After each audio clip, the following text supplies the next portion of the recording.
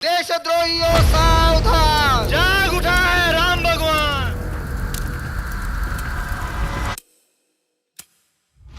उस नए इतिहास के निर्माण करने में बम्बई से ज्यादा धर्म प्रेमी आए। अगर इंसान ही नहीं रहेगा, इंसान नहीं रहेगा तो मंदिर में घंटी कौन बजाएगा? कि 30 अक्टूबर को वहां पर पहुंच करके कार सेवा करेंगे और मंदिर वहीं बनाएंगे। कितना बड़ा जनसंहार होगा, कितने लोग मारे जाएंगे, कितने कटेंगे।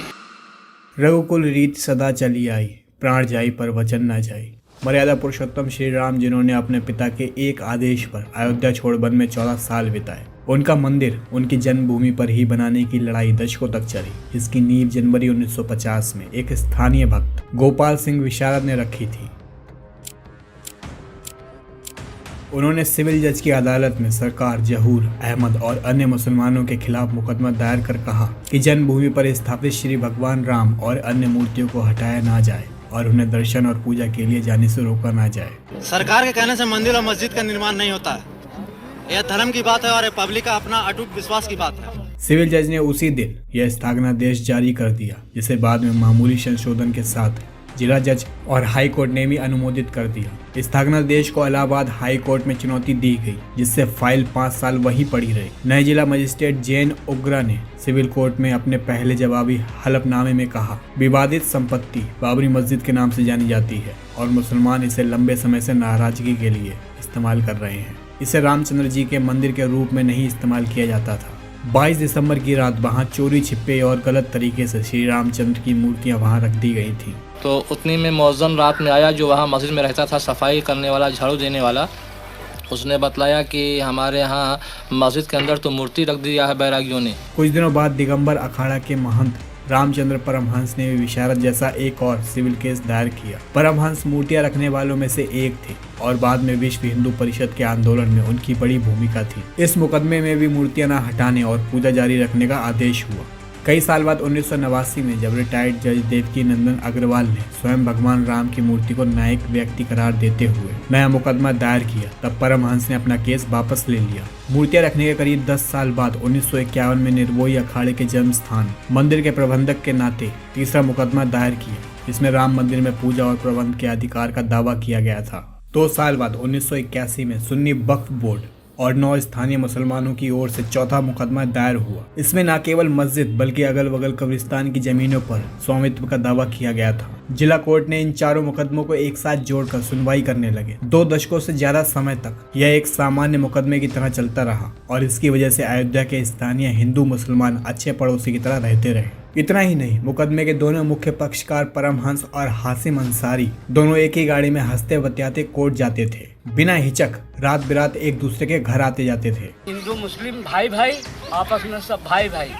तो जब भाई भाई हो, आज 40 साल और पता नहीं कितने साल पहले से बना, तो अब उसमें क्यों मंदिर तोड़ दिया जाए, क्यों मस्जिद तोड़ दी जाए। 20 मार्च 1963 को अदालत ने कहा कि पूरे हिंदू समुदाय का प्रतिनिधित्व कुछ व्यक्तियों द्वारा नहीं किया जा सकता। इसने हिंदू समुदाय का प्रतिनिधित्व करने के लिए हिंदू महासभा, आर्य समाज और सनातन धर्म सभा को प्रतिवादी के रूप में पेश करने के लिए एक सार्वजनिक नोटिस का आदेश दिया। इस तरह से मुकदमों का दौर सालों साल तक चलता रहा और फिर राम मंदिर अयोध्या तक सीमित न रहकर पूरे देश में जल्द फैलने वाला था, क्योंकि अब राम मंदिर का मुद्दा पूर्ण रूप से राजनीतिक रूप ले चुका था। अगर अभी वहाँ मस्जिद बनाने की कोशिश की तो करोड़ों लोग हम वहाँ ले जाएंगे।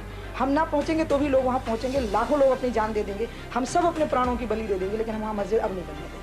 इमरजेंसी के बाद 1977 में जनसंघ और अन्य विपक्षी दलों के विलय से बनी जनता पार्टी ने इंदिरा गांधी को सत्ता से बेदखल कर दिया, लेकिन इनकी आपसी फूट से सरकार 3 साल भी पूरा नहीं कर पाई। इंदिरा गांधी के पास 1980 में सत्ता वापस आ गई। संघ परिवार ने मंथन शुरू किया कि अगले चुनाव से पहले हिंदुओं को कैसे राजनीतिक रूप से एकजुट करें। हिंदुओं के 3 सबसे प्रमुख आराध्य राम, कृष्ण और शिव से जुड़े स्थानों जैसे अयोध्या, मथुरा और काशी की मस्जिदों को केंद्र बनाकर आंदोलन छेड़ने की रणनीति बनी।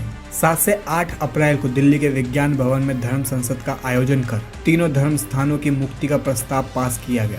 क्योंकि काशी और मथुरा में स्थानीय समझौते से मस्जिद से सटकर मंदिर बन चुके थे, इसलिए पहले अयोध्या पर फोकस करने का निर्णय किया गया कि 30 अक्टूबर को वहां पर पहुंच करके कार सेवा करेंगे और मंदिर वहीं बनाएंगे। 27 जुलाई 1984 को राम जन्मभूमि मुक्ति यज्ञ समिति का गठन हुआ। एक मोटर का रथ बनाया गया जिसमें राम जानकी की मूर्ति को अंदर कैद दिखाया गया। 25 सितंबर को यह रथ बिहार के सीतामढ़ी से रवाना हुआ। 8 अक्टूबर को अयोध्या पहुंचते पहुंचते हिंदू जन समुदाय में अपने आराध्य को इस तरह लाचार हालत में देखकर आक्रोश और सहानुभूति पैदा हुई। मुख्य मांग ये थी कि मस्जिद का ताला खोलकर जमीन मंदिर निर्माण के लिए हिंदुओं को दे दी जाए। इसके लिए साधु संतों का राम जन्मभूमि न्यास बनवाया गया। प्रबल जन समर्थन जुटाती हुई यह यात्रा लखनऊ से होते हुए 31 अक्टूबर को दिल्ली पहुंची। उसी दिन इंदिरा गांधी की हत्या के कारण उत्पन्न अशांति के कारण 2 नवंबर को प्रस्तावित विशाल हिंदू सम्मेलन और आगे के कार्यक्रम स्थगित करना पड़ा। आम चुनाव में राजीव गांधी को प्रचंड बहुमत मिला, पर वह राजनीतिक और प्रशासनिक दृष्टि से अनुभवी नहीं थे। इसके बाद विश्व हिंदू परिषद ने मस्जिद का ताला खोलने के लिए फिर से आंदोलन तेज किया और शिवरात्रि 6 मार्च 1986 तक ताला ना खुला तो जबरन ताला तोड़ने की धमकी दी गई। माना जाता है कि इसी दबाव में आकर राजीव गांधी और उनके साथियों ने फैजाबाद जिला अदालत में एक ऐसे वकील उमेश चंद्र पांडे से ताला खुलवाने की अर्जी डलवाई जिसका वहां लंबित मुकदमों से संबंध नहीं था। जिला मजिस्ट्रेट और पुलिस कप्तान ने जिला जज की अदालत में उपस्थित होकर कहा कि ताला खुलने से शांति व्यवस्था कायम रहने में कोई परेशानी नहीं होगी। इस बयान का आधार बनाकर जिला जज KM पांडे ने ताला खोलने का आदेश दिया। घंटे भर के भीतर ही इस पर अमल करके दूरदर्शन पर समाचार भी प्रसारित किया गया, जिससे यह धारणा बनी कि यह सब प्रायोजित था। इसके बाद ही पूरे हिंदुस्तान और दुनिया को अयोध्या के मंदिर मस्जिद विवाद का पता चल गया। आंदोलन को धार देने के लिए आक्रामक बजरंग दल का गठन किया गया। जन भावनाओं को संतुष्ट करने के लिए उत्तर प्रदेश की वीर बहादुर सरकार ने विवादित स्थल के समीप करीब 42 एकड़ जमीन लेकर विशाल राम कथा पार्क के निर्माण का ऐलान किया और सरयू नदी से अयोध्या के पुराने घाटों तक नहर बनाकर राम की पैड़ी बनाने का काम शुरू किया। लेकिन इससे हिंदुत्ववादी संगठन संतुष्ट नहीं हुए। प्रतिक्रिया में मुस्लिम समुदाय ने मस्जिद की रक्षा के लिए बाबरी मोहम्मद आजम खान और जाफर याब जिलानी की अगुवाई में बाबरी मस्जिद संघर्ष समिति का गठन कर जवाबी आंदोलन चालू किया। दोनों ओर से सुलह समझौते की बातें भी होती हैं कि हिंदू मस्जिद पीछे छोड़कर राम चबूतरे से आगे खाली जमीन पर मंदिर बना लो, मगर संघ परिवार इन सबको नकार देता है। हिंदू और मुस्लिम दोनों की तरफ से देश भर में सांप्रदायिक ध्रुवीकरण की राजनीति चलती है। 10 जुलाई 1989 को हाई कोर्ट ने मामले को अपने पास मंगाने का आदेश दिया। हाई कोर्ट ने 14 अगस्त को स्थगनादेश जारी किया कि मामले का फैसला आने तक मस्जिद और सभी विवादित भूखंडों की वर्तमान स्थिति में कोई फेरबदल ना किया जाए। लेकिन फैसला आने का इंतजार भला होता भी किससे। बारी तो अब मंदिर के शिलान्यास की जो थी